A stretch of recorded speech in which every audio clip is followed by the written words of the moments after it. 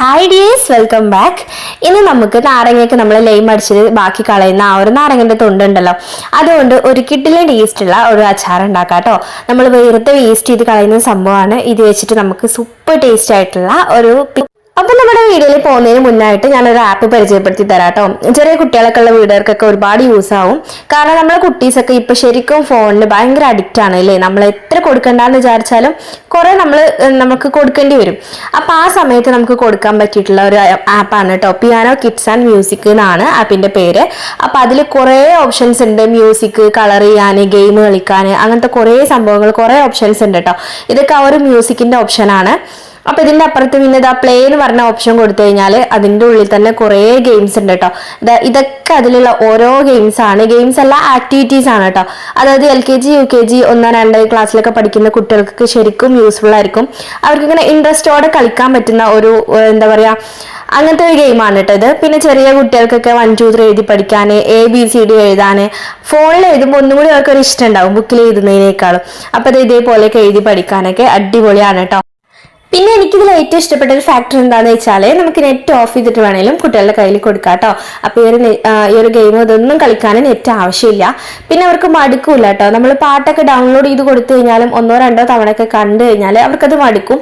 പിന്നെ ഇപ്പോഴത്തെ കുട്ടികൾ നല്ല വലിയവരാണെന്നുണ്ടെങ്കിലും കൂടുതൽ കാണുന്നത് ഷോർട്സ് ആയിരിക്കും അല്ലേ. അപ്പോൾ ഷോർട്സിൽ നമ്മൾ ഏത് വീഡിയോ ഇട്ട് കൊടുത്താലും അവർ മാറ്റി മാറ്റി മാറ്റി വേറെ എവിടേക്കൊക്കെയോ എത്തിയിട്ടുണ്ടാവും. അപ്പോൾ പല വീഡിയോസും അവരുടെ കൺമുന്നിൽ കാണുകയും ചെയ്യും അല്ലേ. അപ്പോൾ അതുകൊണ്ട് തന്നെ നമ്മളില്ലാത്ത സമയത്ത് നമ്മൾ ഫോൺ കൊടുക്കുന്ന സമയത്ത് ഒരിക്കലും നെറ്റ് ഓൺ ആക്കി കൊടുക്കരുത്. പിന്നെ പ്രത്യേകിച്ച് സ്കൂളിൽ പഠിക്കുന്ന കുട്ടികൾക്കായിരിക്കും കേട്ടോ ഒന്നും കൂടി എളുപ്പം. അതായത് അവർക്ക് ഇങ്ങനെ 1, 2, 3 ഒക്കെ എഴുതുന്നതൊക്കെ ഇതിൽ കാണുമ്പോൾ ഒരു ഇൻട്രസ്റ്റ് ആയിരിക്കും കേട്ടോ. പിന്നെ മാത്സ് ആയിട്ട് ബന്ധപ്പെട്ടുള്ളതുണ്ട് കേട്ടോ. അതായത് കൂട്ടാന്, കുറക്കാന്, പിന്നെ ഇതേപോലെ പേരെഴുതി പഠിക്കാന്, അങ്ങനെ കുറേ സംഭവങ്ങളുണ്ട്. പറഞ്ഞാൽ തീരില്ല, അത്രയും ഓപ്ഷൻസ് ഉണ്ട്. ഏകദേശം ഒരു 10, 20 സംഭവങ്ങളുണ്ട് ഈ ഒരു ഗെയിംസിൽ മാത്രമായിട്ട്. പിന്നെ അതിൻ്റെ അപ്പുറത്ത് മ്യൂസിക്കിലുണ്ട്. പിന്നെ ആനിമൽസിന്റെ സൗണ്ടും കാര്യങ്ങൾ സെറ്റ് ചെയ്യുന്നത് അങ്ങനെയൊക്കെ ഉണ്ട് കേട്ടോ. ഇത് മാത്സ് വൈസ് ആയിട്ടുള്ള സംഭവങ്ങളാണ്. അപ്പൊ ഇതൊക്കെ ചെയ്യുമ്പോൾ ഒരിക്കലും അവർ കേടാവില്ല. പിന്നെ അവർക്കൊരു ഇൻട്രസ്റ്റും കൂടി ഉണ്ടാവും ഫോൺ കളിക്കുന്ന സമയത്ത്. നമുക്കാണെങ്കിലും ധൈര്യമായിട്ട് ഫോൺ കൊടുക്കുകയും ചെയ്യാം. അപ്പൊ ഈ ഒരു ആപ്പ് എനിക്ക് യൂസ് ആയെന്ന് തോന്നിയതുകൊണ്ട് മാത്രമാണ് കേട്ടോ ഷെയർ ചെയ്യുന്നത്. അപ്പൊ ചെറിയ കുട്ടികളൊക്കെ ഫോൺ അഡിക്റ്റ് ആയിട്ടുള്ള കുട്ടികളൊക്കെ ഉണ്ടെന്നുണ്ടെങ്കിൽ, വാശി പിടിക്കുകയാണെന്നുണ്ടെങ്കിൽ ഇത് ഒന്ന് ഡൗൺലോഡ് ചെയ്ത് കൊടുത്തോക്കാം.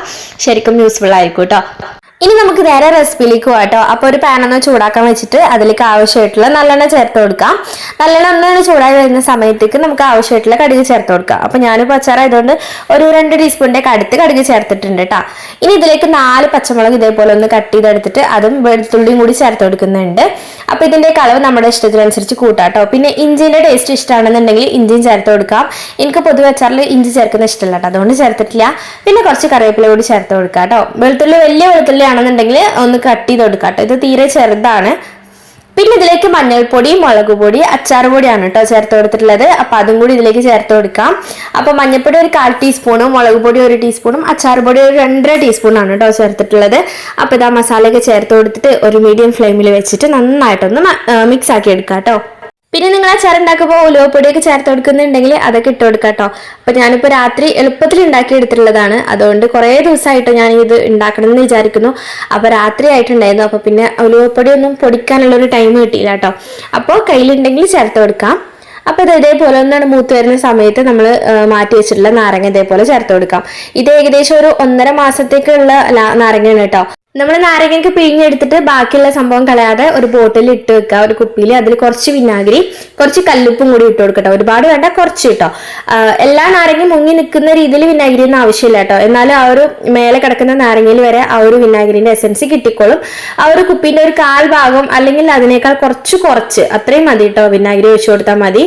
അതിലേക്ക് ഇതേപോലെ നമ്മളിങ്ങനെ ഓരോ ഡെയിലി നാരങ്ങ യൂസ് ചെയ്യുകയാണെന്നുണ്ടെങ്കിൽ അത് ഇതേപോലെ ആ ബോട്ടിൽ ഇട്ട് കൊടുത്താൽ മതി. ഫ്രിഡ്ജിൽ വെക്കണം, പുറത്ത് വെച്ച് കഴിഞ്ഞാൽ നാശമാവും കേട്ടോ.